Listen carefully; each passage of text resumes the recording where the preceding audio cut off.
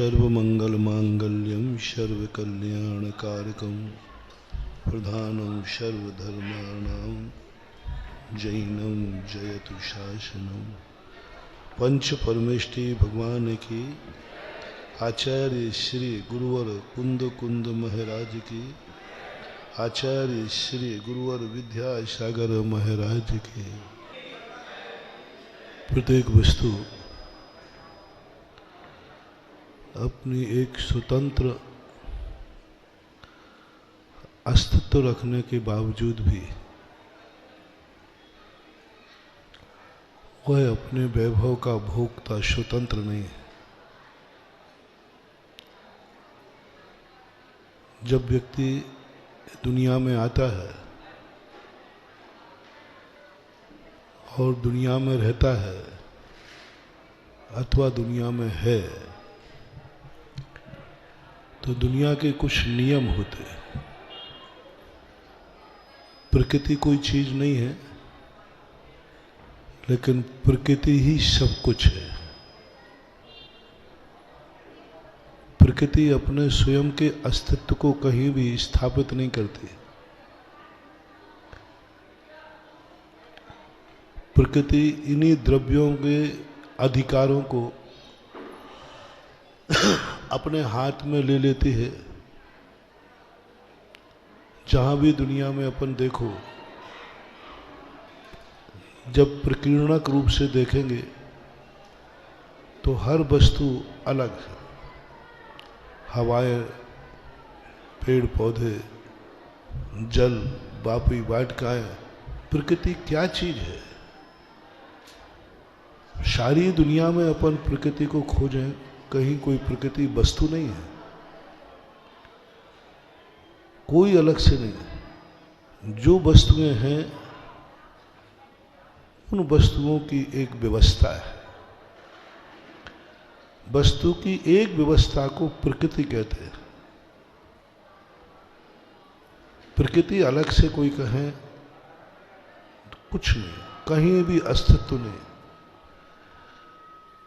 जितनी वस्तुएं हैं उन सब की एक व्यवस्था का नाम प्रकृति है।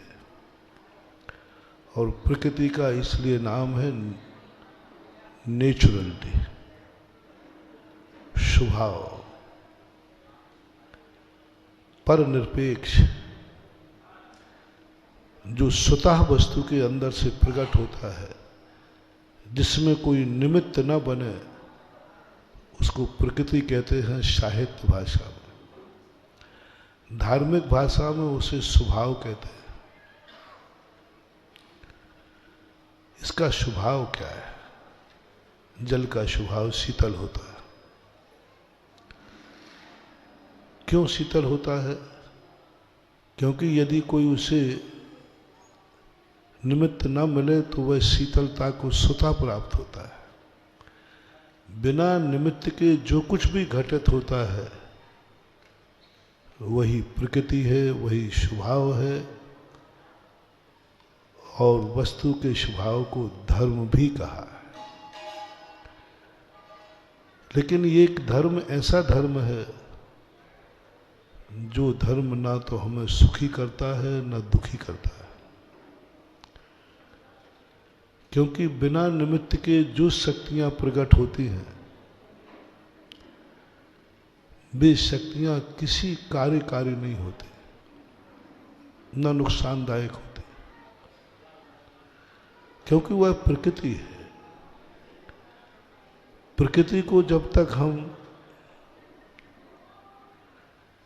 किसी न किसी निमित्त का आलम्बन नहीं लेंगे, तीन प्रकार की व्यवस्थाएं हैं। पहली व्यवस्था है स्वभाव, निज शक्ति। स्वभाव रूप से जो नित्य उद्घाटित है, उसे किसी निमित्त की जरूरत नहीं है। लेकिन वह हमारे किसी काम में नहीं आना। उसके बिना काम होगा नहीं, लेकिन वो किसी काम का नहीं। प्रकृति के बिना, स्वभाव के बिना अपना कोई कार्य होगा नहीं, लेकिन प्रकृति हमारे कोई काम की नहीं। उसके बिना काम होगा नहीं और वह किसी काम की नहीं, उसको बोलते प्रकृति। स्वभाव के बिना काम होगा नहीं और पर निरपेक्ष जो परिणति प्रकट हुई है वो हमारे किसी काम की नहीं, चाहे वो किसी भी दशा में हो। जहां जहां व्यक्ति स्वयं जन्म लेता है और स्वयं जिंदगी जीता है, स्वयं मर जाता है, वहां मोक्ष मार्ग नहीं होता, क्योंकि उसने स्वयं जन्मा है, स्वयं जी रहा है, स्वयं मर जाएगा। सर्वज्ञ भगवान ने कहा यहां से मोक्ष नहीं, परमार्थ शुरू नहीं होगा। देवता स्वयं जन्मते हैं, स्वयं जीते हैं, मर जाते हैं, मोक्ष नहीं जा सकते, मोक्ष मार्ग को प्राप्त नहीं कर सकते, संयम की गंध भी नहीं आ सकते। भोग जीव स्वयं जन्मते हैं, माँ बाप के संयोग पाते हैं, लेकिन जन्म के बाद उन्हें स्वयं जिंदगी जीते हैं, स्वयं का बालकपना गुजारते हैं, स्वयं अपने आप में जिंदगी जीते हैं, मर जाते हैं, मोक्ष के दरवाजे बंद कर दिए। नरकों में भी यही स्थिति है। त्रियंचों में जीव संयोग से जन्मता है, कुछ दिन संस्कार भी लेता है, लेकिन उन संस्कारों को भूल करके वो संस्कृति नहीं बना पाता और अपनी जिंदगी शुरू कर देता है, मर जाता है। इसलिए जो शक्तियां अपने आप प्रकट होती हैं वो हमारे किसी काम की नहीं। कर्म भी अपन बांधते हैं,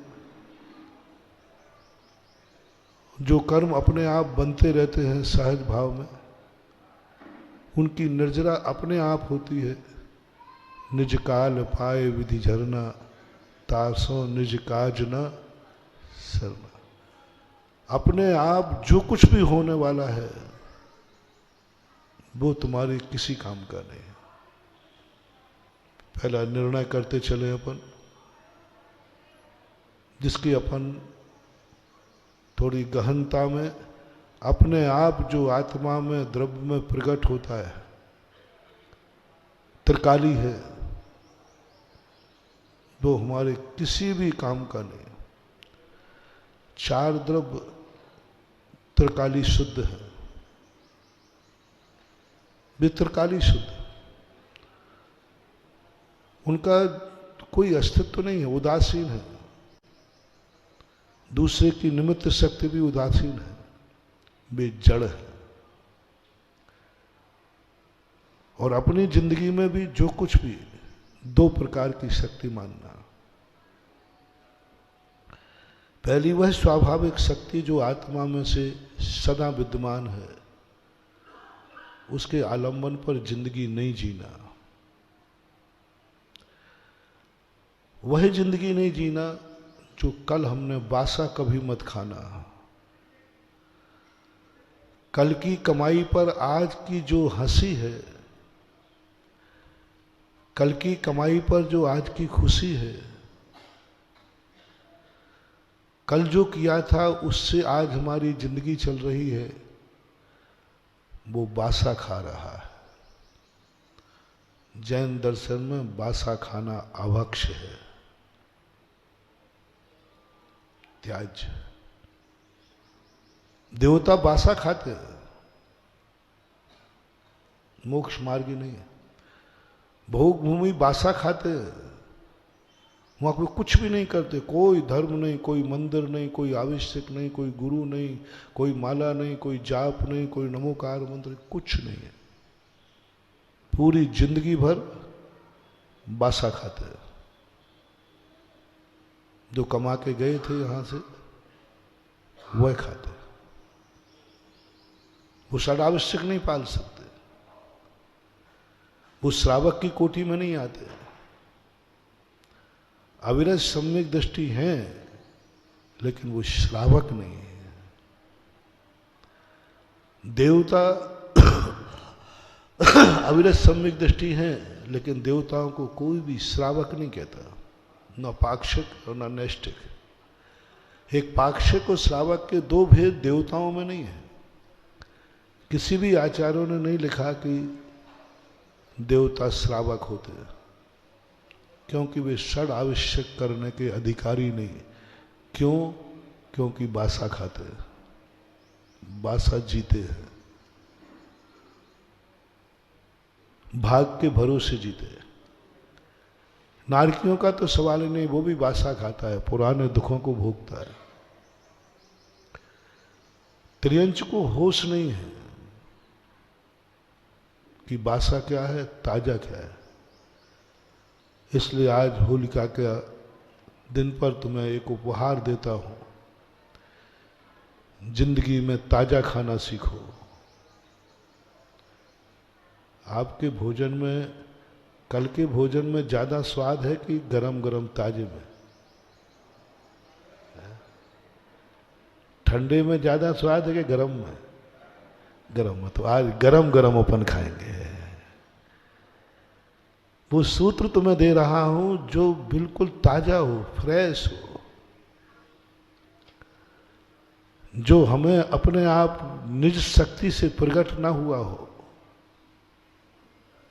किसी का एहसान हमारे ऊपर हो, किसी के द्वारा हमें प्रकट किया हुआ हो, कोई निमित्त बना हो। और वह शक्ति जब आत्मा के अंदर प्रकट होगी, मात आर्य खंड के लोग, जहां अपन लोग बैठे हैं, उच्च कुल में जन्म लेने वाला व्यक्ति ही ताजा खा सकता है, ताजा खाने का अधिकारी है। वो चाहता है कि मैं वह खाऊं जो मेरा हो, लेकिन मेरे का अहंकार ना हो। मेरा हो लेकिन मेरे का अहंकार ना हो। वो कहीं किसी निमित्त से प्रकट हुआ हो। कल मैंने कहा था, संस्कार जब भी आएगा, स्वयं संस्कार अपनी जिंदगी में कभी काम नहीं आते,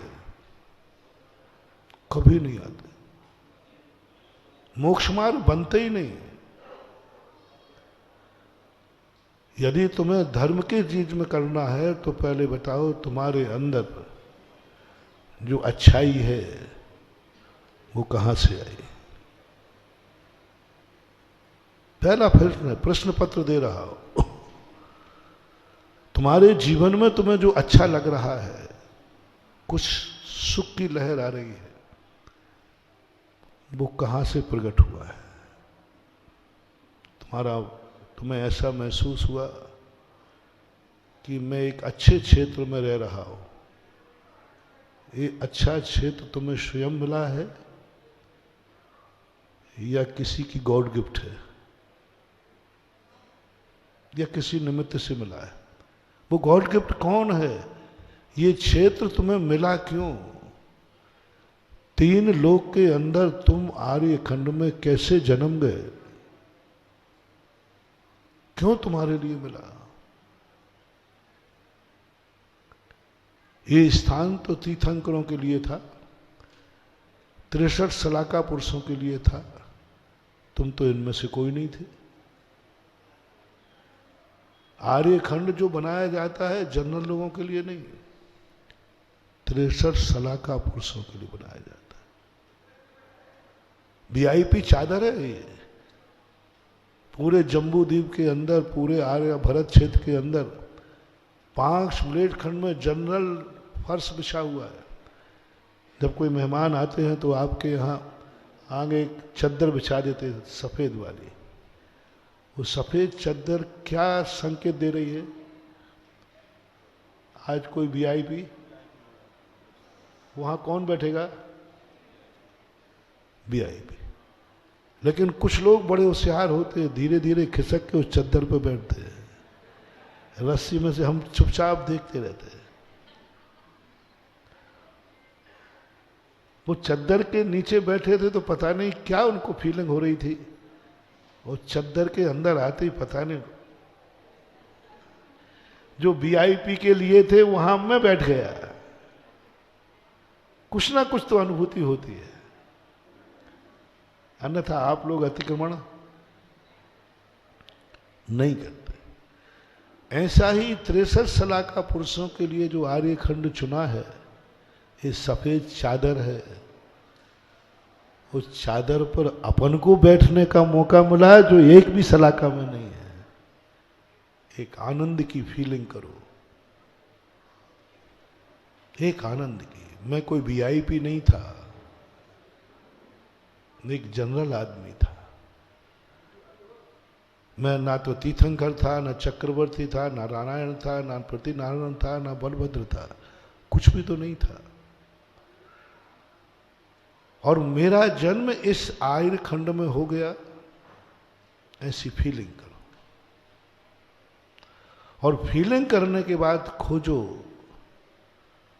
कि ये जो चादर तुम्हें मिली है आर्य खंड में, ये तुम्हारे आत्मा की निज की उपज है या किसी निमित्त के द्वारा गॉड गिफ्ट मिला है।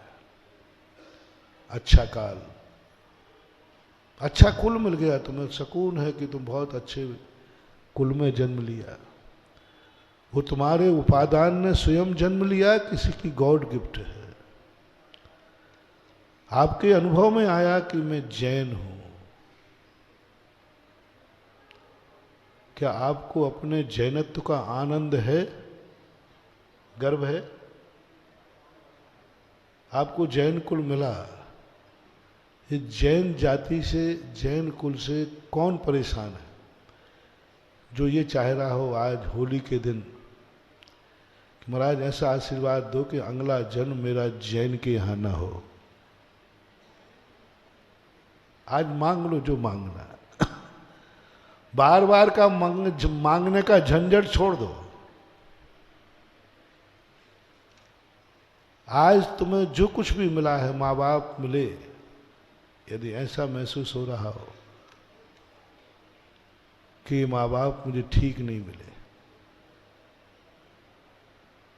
जन्म जन्म में कभी ऐसे माँ बाप न मिले, यदि भारत देश से उब गए हो तो आज भावना करो कि हे भगवान, बस एक ही प्रार्थना है कि कभी मेरा किसी भी जन्म में भारत में जन्म ना हो। कहाँ जन्मना चाहोगे? यदि तुम्हें फॉर्म दिया जाए कि अपने जन्म का क्षेत्र बताओ कौन सा है, तो आपका क्या समर्थन होगा? झूठ मत बोलना, आज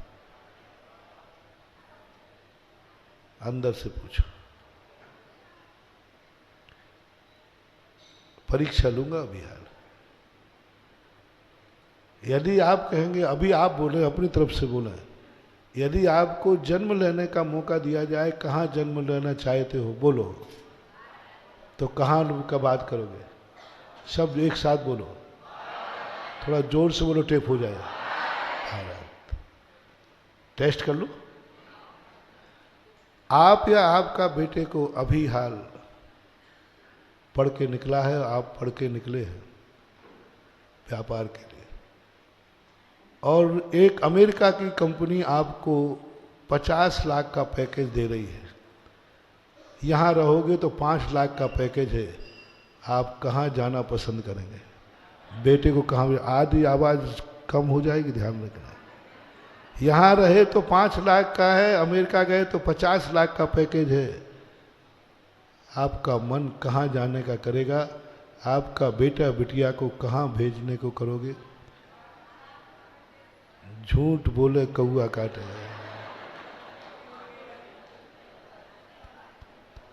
अंदर से पूछना है, हृदय से पूछना है, चेतना की पर्याय निकालो।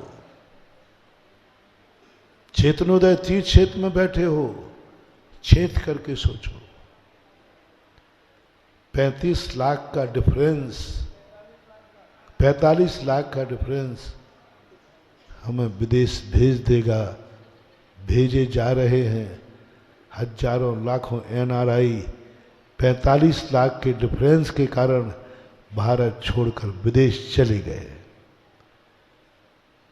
विदेश में भगवान नहीं मिलेंगे, गुरु नहीं मिलेंगे, सम्मेद शिखर नहीं मिलेगा, तीर्थ क्षेत्र नहीं मिलेंगे, माँ बाप नहीं मिलेंगे।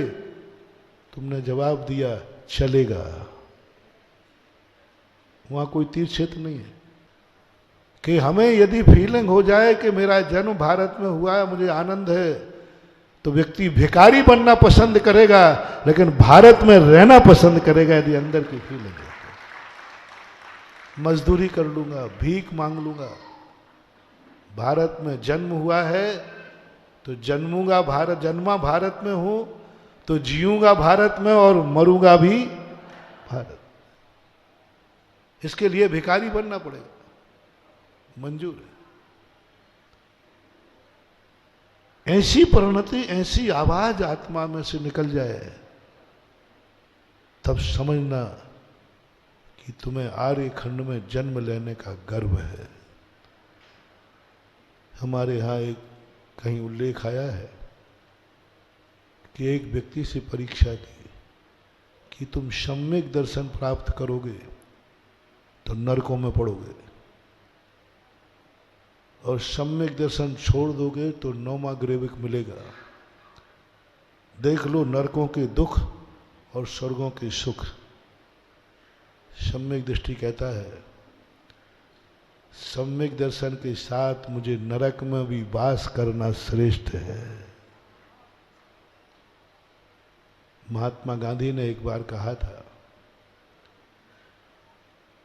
कि मैं नरक जाने से नहीं डरता हूं, बस एक वहां पुस्तकालय होना चाहिए। 3 लोक में मुझे कहीं चला जाऊं, बस वहां एक पुस्तकालय होना चाहिए। मैं नरक में भी स्वर्ग का सुख पालूंगा क्योंकि वहां एक पुस्तकालय है। ऐसे सम्यक दृष्टि कहता है नरकों का कोई सवाल नहीं, मैं वहां भी सुखी हो जाऊंगा। सम्यक दर्शन मेरा है। मैं भिखारी बनने को तैयार हूं, लेकिन मुझे आर्य खंड मिलना चाहिए। कोई कहेगा आर्य खंड में भारत में जन्म लोगे तो बहुत गरीबी में जियोगे, यहां तक कि भिखारी भी बनना पड़ेगा। वो कहता मंजूर है, बहुत बड़ा बलिदान है महानुभाव। और अमेरिका में जन्मोगे तो स्वर्ण नगरी है, सोने के मुद्राएं के डॉलर चलता है, सब चलता है। सम्यक दृष्टि कहता है भारत में जन्मूंगा, भीख मांग के खा लूंगा। ऐसी अनुभूति जब अंदर से आती है, इसी प्रकार से अब जब तुम्हारे मन में ये भाव आ जाए, ऐसा भाव, गर्व की अनुभूति, तब समझो कि ये जो तुम्हें उपलब्धि हुई है, ये स्वयं उपलब्धि हुई है या इसका कोई कारण है, निमित्त है। ये उपलब्धि किसी निमित्त से उत्पन्न हुई है या स्वयं उत्पन्न हुई। अच्छी वस्तु भी स्वयं उत्पन्न नहीं होती। अच्छी वस्तु, अच्छा स्थान, अच्छी उपलब्धि स्वयं उत्पन्न नहीं होती। जब अच्छा कुछ मिलना होता है तो हमें किसी ना किसी का निमित्त का सहारा लेना पड़ता। मोक्ष मार्ग किसको हुआ, किसको दिया गया? जिसने अपने संस्कार किसी से लिए हों। कल मैंने कहा था संस्कार लेना ऋणी होना है, और ऋणी हुए बिना आप सुखी नहीं हो सकते। इसलिए देवता किसी के ऋणी नहीं है, मोक्ष नहीं है। भोग भूमि नरक सबको बता दिया। मात तुम लोग जो हो,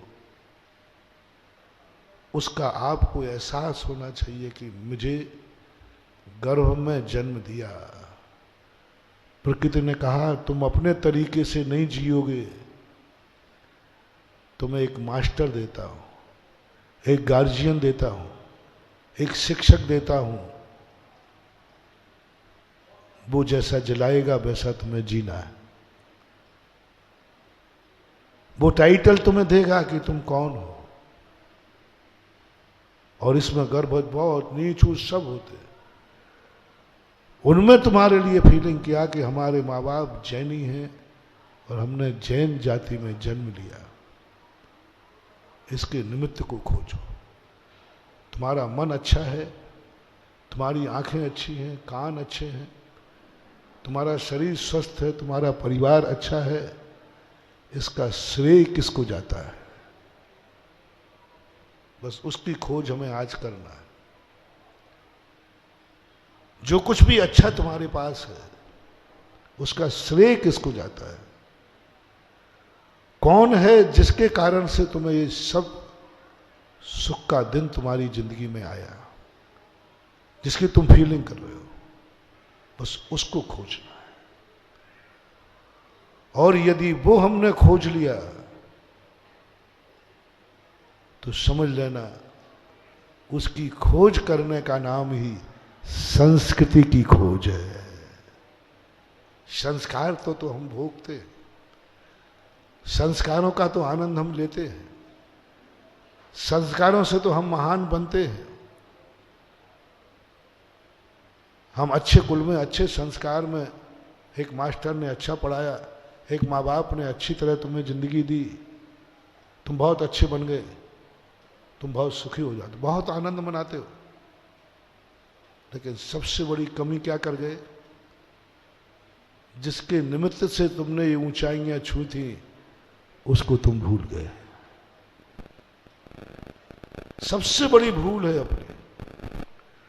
अच्छे दिनों के बाद बुरे दिन क्यों आते हैं?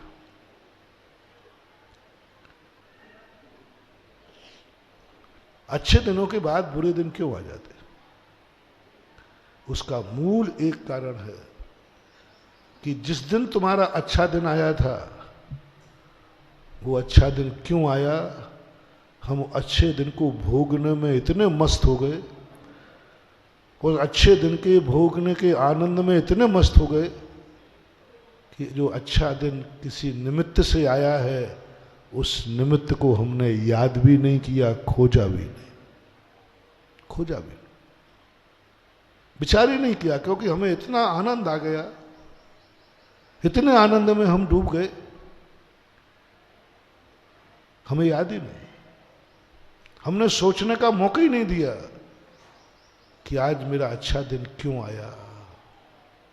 बस अच्छा दिन आया, आनंद में चले गए। हंसने का दिन आया, हंसने में चले गए। खाने को मिला, हम खाने बैठ गए। सोने को मिला, हम सोने बैठ गए। कमाने को मिला, हम कमाने बैठ गए। आपको मौका मिलना चाहिए। बंधु, ये आदत, ये नियत तुम्हें ज्यादा दिन सुखी नहीं रख पाएगी। थोड़ा रुको, मैं कह रहा हूं।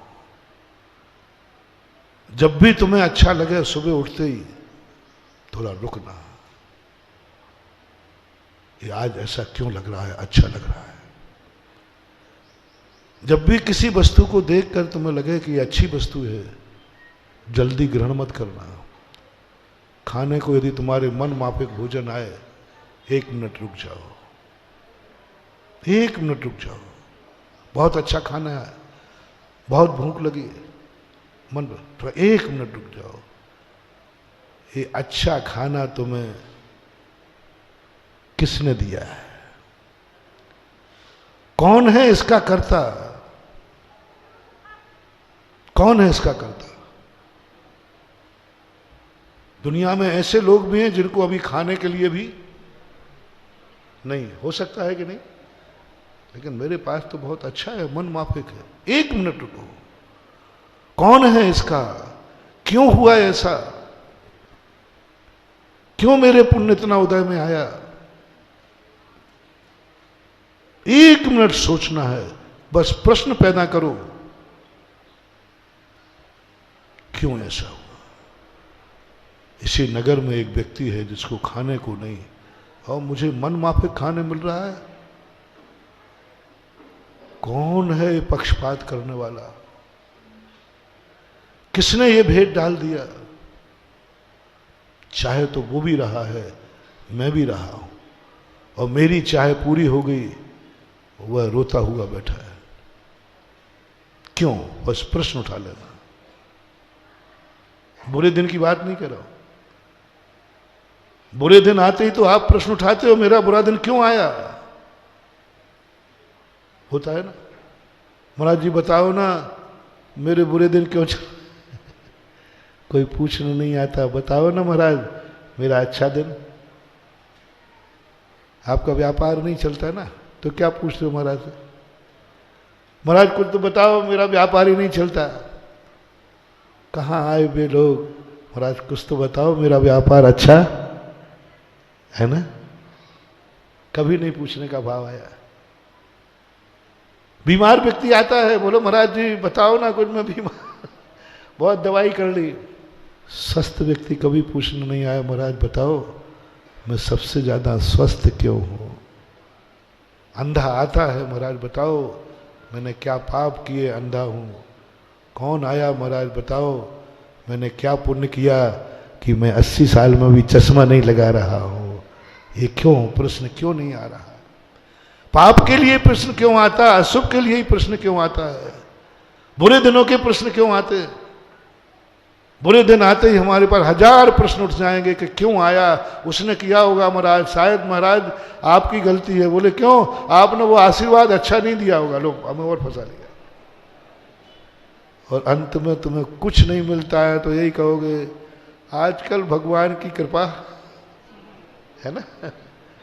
भगवान रूठा हुआ है, पता नहीं भगवान मेरे प्रति क्या नाराजगी है। मैंने तो कभी कुछ है भगवान मैं कछु ना ही कियो जी, मैंने तो कुछ किया ही नहीं, पता नहीं तू मेरे से नाराज कैसे हो गया। ये आरोप सब लगाते। मैं थोड़ा सा इसके विपरीत जा रहा हूं। जो आदत तुम्हारी बुरे दिनों के लिए है, जो आदत तुम्हारे अशुभ दिनों की है, जो प्रश्न तुम्हारे अंदर उठता है कि मेरा अशुभ दिन क्यों आया, बस इतना सा परिवर्तन कर दो। जिस दिन शुभ दिन हो, अच्छा रूप हो, आज दुकान बहुत अच्छी चली, बस शाम को एक ही प्रश्न उठाना, आज अच्छा क्यों? आपकी त्रिकालिक सत्ता, आपका भविष्य,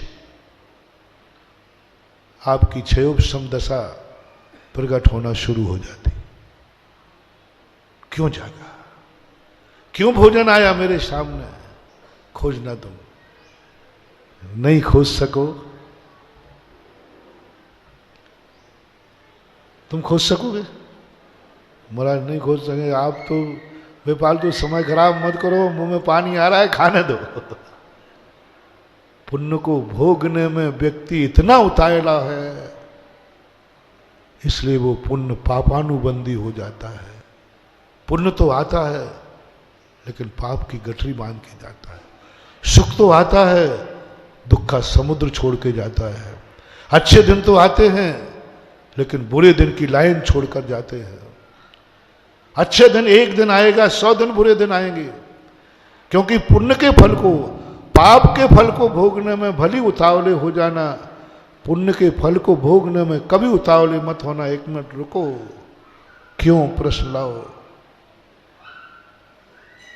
हो सके यदि तुमने स्वाध्याय किया हो, गुरुओं के प्रवचन सुने हो, तो तुम्हें हर पुण्य के उदय में क्यों का जवाब मिलेगा। और न मिले तो फिर तुम गुरु को खोजना। उम्मीद नहीं थी, सोचा भी नहीं था कभी तुमने कि इतना अच्छा मकान बनेगा। सोच के बिना भी समझ लेना तुमने कभी जिनेन देव का मंदिर बनाया था।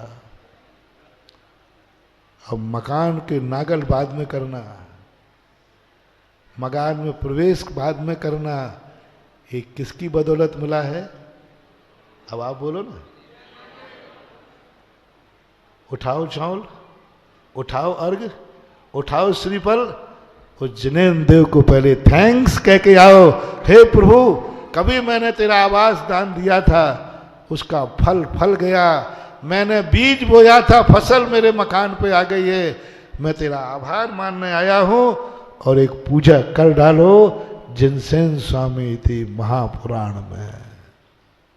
नागल के पहले सम्यक दृष्टि जिनेन्द्र देव के पास जाकर विधान करता है और वहां से जाकर के वह पुष्प लाता है कि ये मकान मेरी उपज नहीं है, ये मकान मेरे एक सद निमित्त की पूजा करने का परिणाम है, आवास का परिणाम है कि आज मेरे सामने मेरे मन माफिक क्या मेरी इच्छा के अधिक मेरा महल बन गया। संस्कृति का निर्माण क्यों? जो तुम्हें मिला है ये संस्कार है, ये तुम्हारी खुद की कमाई है, ये तुम्हारी खुद की है, लेकिन जिसके निमित्त से मिला है उसको याद करना वो संस्कृति कहलाती है।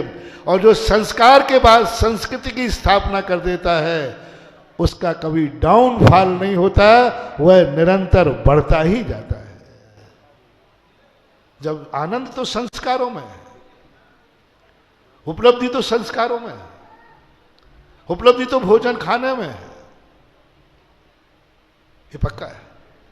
जितनी देर तुम्हें रोकूंगा उतनी देर तुम्हें क्षुधा सताएगी, दुख होगा,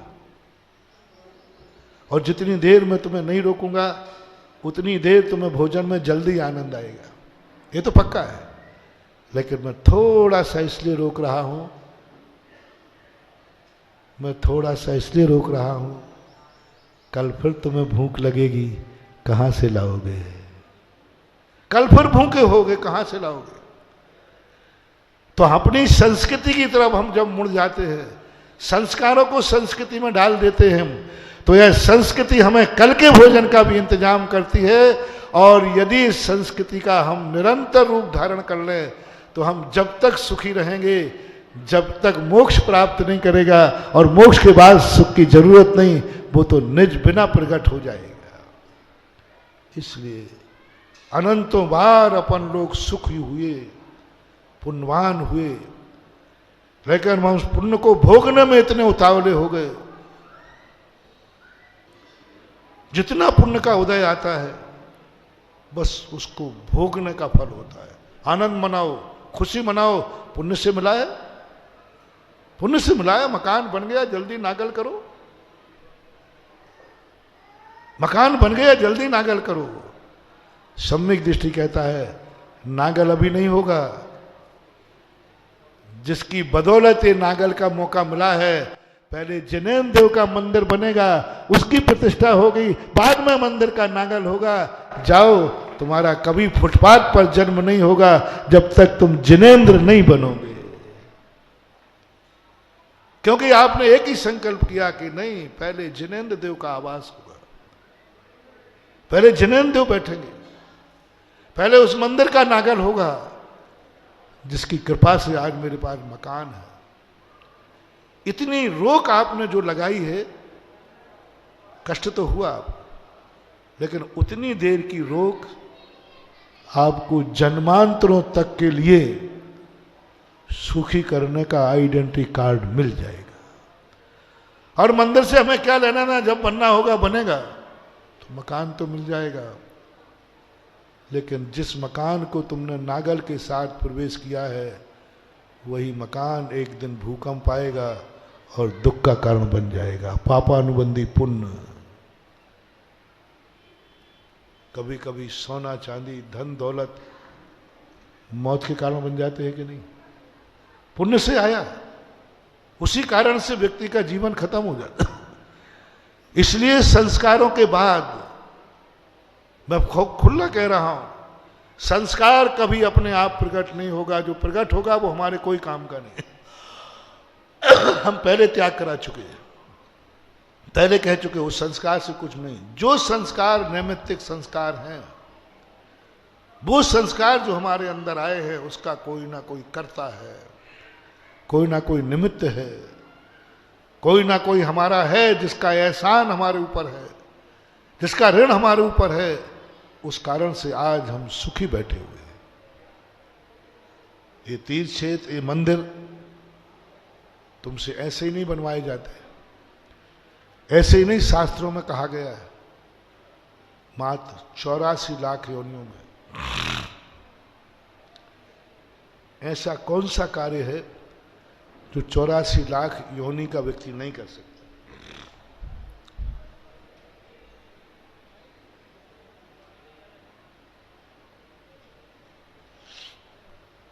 कोई नहीं कर सकता। 3 कार्य। पहला कार्य, 84 लाख योनियों का कोई भी व्यक्ति जीव पूज्य नहीं बन सकता, मनुष्य के अलावा, आर्य खंड के अलावा कोई पूज्य नहीं बन सकता। मनुष्य पर्याय मात्र मिलती है पूज्य बनने के लिए। तो पहला तो फैसला करो कि मैं मनुष्य हूं, पूज्य बन के मरूंगा, पूज्य बन के जीऊंगा। क्योंकि वह सारे कार्य, कौन कौन से कार्य तुम्हें हर गति में करने को मिलते हैं, उन कार्यों को ज्यादा समय खराब मत करना। लोग कहते हैं सम्यक दर्शन, सम्यक दर्शन चारों गतियों में होता है। 7 मिनट के नारकी को भी हो जाता है, कुत्ते बिल्ली सांप छछूंदरों को हो जाता है, चांडालों को भी हो जाता है। सांप छछूंदे, सांप बिच्छू शेर चीते गाय बैल बकरे मुर्गे कुली, इनको भी सम्यक दर्शन हो जाता है। ये भी सम्यक दर्शन प्राप्त कर लेते, चारों गतियां खुली है। संसार के विषय भोग चारों संज्ञाएं 84 लाख नहीं कर सकते। मात्र महाव्रत धारण, अरहंत पद, पंच परमेष्ठी पद, 4 मंगल रूप, 4 उत्तम, 4 शरण रूप, मात्र मनुष्य पर्याय में आर्य खंड का जीव धारण कर सकता है। वो हमें करना है, वो तो तुम सब कर नहीं पाओगे, वह तो तुम्हारे बस की बात नहीं है।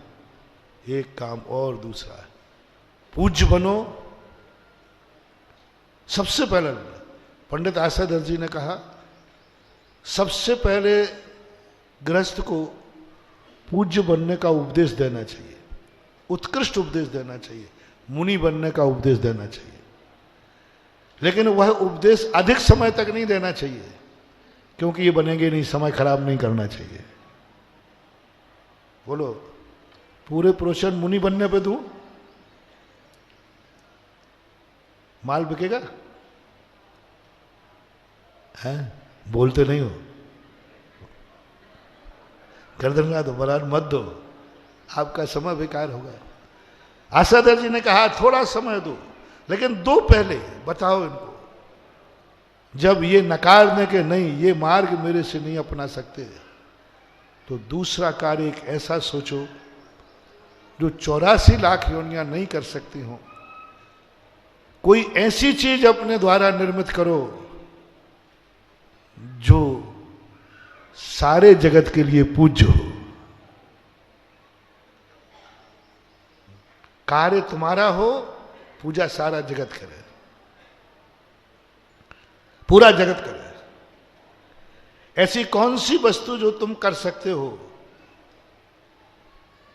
तुम धन कमा सकते हो, वैभव कमा सकते हो, ये तुम्हारे पास है, और में तो किसी में तुम निपुण नहीं हो, बनिया जाती है। अब ऐसा कोई काम करो जो तुम्हारे द्वारा किया जाए और वो इतना पूज्य हो, जिनकी तुम पूजा करते हो वो भी उसकी पूजा करे। तो कौन सा कार्य? अपनी जिंदगी में 2 निर्णय कर लेना, पूज्य बनो या पूज्य बनाओ। रिपीट करता हूं, पूज्य बनो, दूसरा बोलो पूज्य बनाओ। पूज्य बनो सबसे पहले। पूज्य नहीं बन सकते हो तो पूज्य बनाओ, किसी को बनाओ, किसी एक को पूज्य बनाओ। तुम नहीं बनना क्योंकि तुमने नकार दिया। अब किसको पूज्य बनाए? पड़ोसी को जबरदस्ती डंडा लेके जाओ, पूज्य बन तू। बेटे को भाई को, माँ बाप को, किसको बनाओगे पूज्य? किस पर तुम्हें विश्वास है कि मैं इसको पूज्य बनाऊंगा तो ये पूज्य बन जाएगा? पूज्य बनाऊंगा जिस दिन मैं ठान लूंगा कि इसको मैं पूज्य बनाऊंगा, उसको पूज्य बनाऊंगा। ये दो में से एक कार्य करके मरना है। दो ही मार्ग हैं, तीसरा कोई मार्ग नहीं। तीसरा तो तिये की बैठक है। तीसरा पूज्य बनो या पूज्य बनाओ। मनुष्य के लिए पूज्य बनो या पूजा करो, ये सिद्धांत बहुत पुराना हो गया। ये तो देवता भी कर लेंगे। आर्यखंड वालों का ये सिद्धांत नहीं है। आर्यखंड वालों का ये सिद्धांत नहीं है। ये तो देवता, भोग भूमि, सभी जीव देवता पूजा कर सकते हैं। पूज्य नहीं बन सकते, पूजा करो। पहले हमने एक नारा दिया था बहुत पहले, पूज्य कर बनो या पूजा करो। अब इस सिद्धांत में विकास हो गया, सुधर गया। पूज्य बनो या पूज्य बनाओ, नहीं उठा रहा। किसको बनाओगे? वो तो मैं पहले ही बनाऊं, तुम्हारा क्या एहसान है? हाँ, अगर मैं गुरु को पूज्य बनाऊंगा, अरे वो तो पहले ही पूज्य, तुम्हारी क्या एहसान है? मैं अपनी तपस्या से बना, मुझे किसी ने नहीं बनाया, मैं खुद बनाऊं। हम लोगों सबको किसी ने नहीं बनाया, हम लोग खुद बने हैं पूज्य। क्योंकि हम पूज्य बना नहीं सकते थे।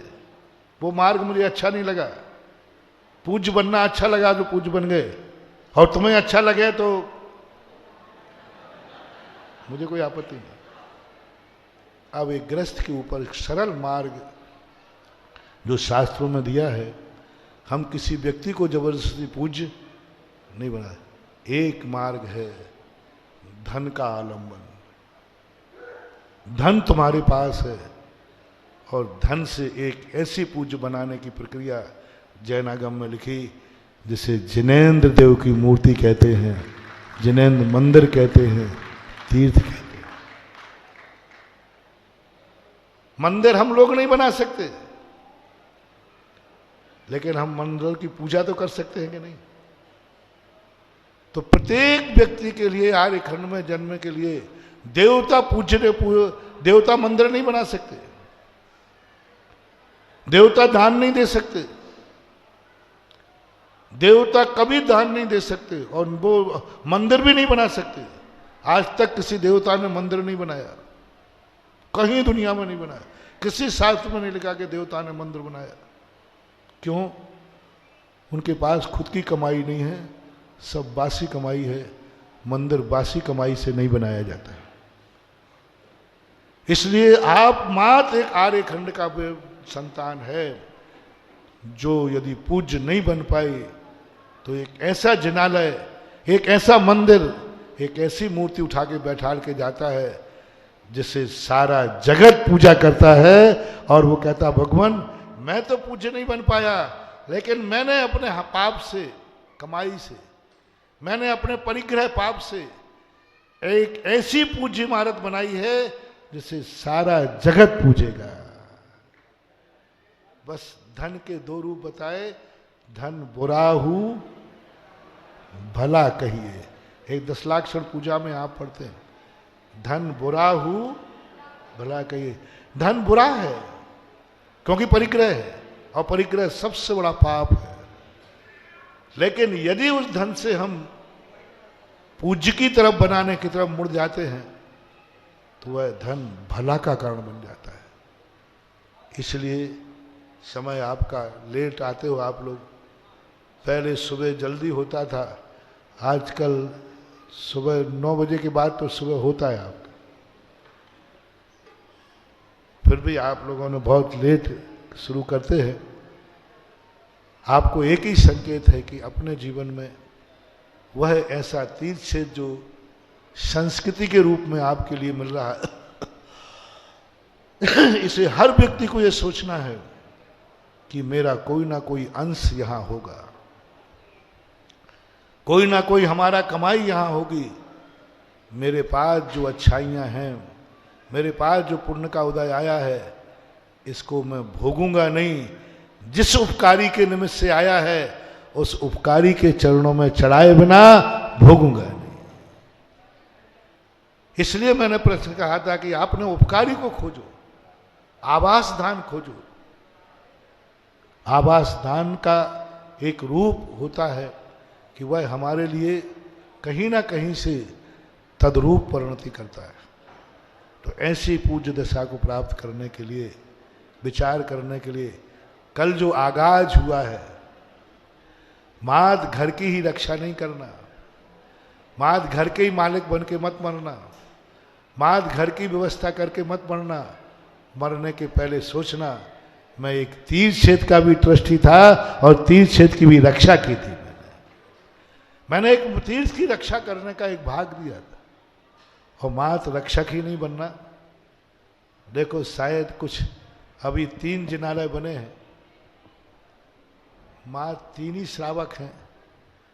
52 जिनालय में 52 जिनालय बने, 52 श्रावक हैं। कटनी में तो बताते बहुत श्रावक हैं। कटनी वालों ने जिंदगी भर कमाया ही कमाया है, भोगा ही भोगा है, कभी पूज्य की तरफ ध्यान गया ही नहीं। अभी 2012 से एक क्षेत्र की तरफ लोगों ने मुख किया और एक एक चीज बनी और एक संस्कृति की स्थापना आप में हो रही है। जो लोग अभी अपने मन को नहीं समझ पा रहे हैं वो आज नहीं कल समझेंगे। पेट भरने के बाद जब दोबारा भूख लगेगी तब इधर उधर देखेंगे, अब आज मैं क्या खाऊं, और थोड़ी देर रुक जाओ, थोड़ी देर रुक जाओ, जिस कारण से मिला है उसको याद करके खाओगे तो कल की चिंता नहीं करना पड़ेगी, कल का भोजन आज ही डिब्बे में पैक हो जाएगा। क्योंकि हमने उपकारी को याद किया। आज का प्रवचन का मूल सूत्र, मूल मंत्र है, जो कुछ भी आर्य पुत्र की जिंदगी में आया है वो किसी न किसी निमित्त से आया है, और निमित्त से आया हुआ संस्कार हमारे लिए स्थायी सुख देता है। लेकिन कब स्थायी सुख देता है? जब जो सुख मुझे मिला है उस सुख का निमित्त कौन है, और जिस निमित्त से मिला है उस निमित्त को वह अपना आदर्श माने, उसकी पूजा करे, उसको समर्पित हो, उसके चरणों में वह मिला है उसका एक अंश भाग उसको समर्पित करे, तो फिर यह संस्कार, यह जो पुण्य का उदय है, यह आज ही नहीं, आज भी तुम जैन थे, कल भी तुम जैन रहोगे, क्योंकि तुमने संस्कार से जैन बने थे और जैनत्व की संस्कृति की स्थापना तुमने की। जो संस्कारों के बाद संस्कृति की तरफ मुड़ जाएगा वो भविष्य की भी घोषणा उसकी की जा सकती है। भविष्य उसका कहा जा सकता है कि ये भविष्य भी इतना ही सुखी रहेगा, इससे अधिक रहेगा, क्योंकि ये संस्कारों को भोगने में इसने उतावली नहीं की। संस्कारों से पहले संस्कृति का निर्माण किया, बाद में जो बचा उसको उसने भोगा, खाया तो उसने भी। भोजन आते ही एक खाने बैठ गया, उसने भी पेट भरा है, और भोजन खाने के पहले किसी को दान देने खाने बैठा, उसका भी पेट भरा है, दोनों में पेट भरा है। एक का 1 घंटे पहले और एक का 1 घंटे। पहला व्यक्ति ने कब भर लिया? बनते ही 1 घंटे पहले। और दूसरे ने कहा कि नहीं, पहले मैं उपकारी को खिलाऊंगा, उसने जाकर के 1 घंटे लेट हुआ। 1 घंटे लेट में फायदा कितना? जिसने 1 घंटे पहले खा लिया मात्र वो 6 घंटे आनंद मनाएगा, 6 घंटे बाद उसके पास खाने को दाना भी नहीं होगा, खाने का दाना भी नहीं होगा, भीख मांगेगा तो भीख भी नहीं मिलेगी। और जिसने 1 घंटे भूख सहन कर ली और उसने कहा पहले मैं उपकारी को दूंगा जिसके कारण मुझे मिला है, 1 घंटे भूख तो सहन करना पड़ी, लेकिन जब तक वो जिनेंद्र नहीं बनेगा कभी भूखा नहीं सोएगा, क्योंकि उसने संस्कृति का निर्माण किया है। दान से संस्कृति निर्माण होती है। संस्कार, जो भोग से संस्कार उत्पन्न होता है, दान से संस्कृति का निर्माण होता है। भोग लोगे, हमने खा लिया, संस्कार बन गया, सुखी हो गया, लेकिन वो स्थायी नहीं। ऐसे ही हर चीज में बात लगाना। धन है, आया है धन, थोड़ा रुको, सोचो, तुरंत ऐसे आराम में मत चले जाओ। ये धन क्यों आया है, किस निमित्त से आया है, कौन उपकारी है। बस थोड़ा सा उस धन को भोगने के पहले थोड़ा उपकारी को याद कर लो, वो धन तुम्हारा अक्षय निधियों में बढ़ जाएगा। कितना भी खर्च करोगे कभी खत्म नहीं होगा। मकान बनाया है, रहोगे, रहना, थोड़ा सा रुक जाओ, नागल को थोड़ा मंदिर का नागल करके प्रवेश करोगे तो जन्म जन्म तक, आज भवन मिला है, कल विमान मिलेगा, परसों सिद्धालय मिलेगा। क्योंकि तुमने संस्कार के साथ साथ, भोग के साथ साथ, तुमने उस भोग देने वाले को भी भोग लगा दिया। भोगने के पहले जिस निमित्त से भोग आया है, उस भोग देने वाले को जो भोग लगा देता है, उसके भोग अक्षय अमर अविनाशी हो जाते हैं। आज तुम यहां सही मानना धर्म के कारण आए हो कि रंग गुलाल की गंदगी की बचने के लिए आए हो। दुकान व्यापार धंधा बंद था इसलिए आए हो, व्यापार बंद था इसलिए आए हो, रंग गुलाल से आए हो, तो जितना घंटा तुमने दिया इसकी मजदूरी तुम्हें मिलेगी। और उनको ना बाजार बंद है, ना रंग गुलाल का डर है।